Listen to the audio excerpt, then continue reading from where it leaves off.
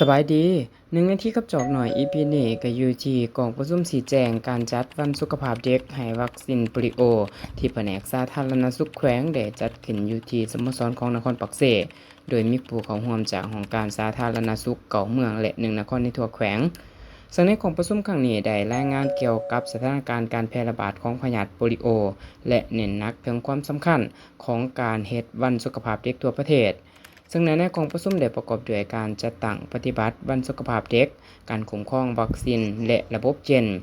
ระบบพลาธิการ การเก็บกำข้อมูลและการรายงานเข้าระบบ DHIS2 การติดตามสุขอยู่ในระยะจัดตั้งปฏิบัติและเหตุการณ์ที่อาจจะเกิดขึ้นภายหลังการให้วัคซีน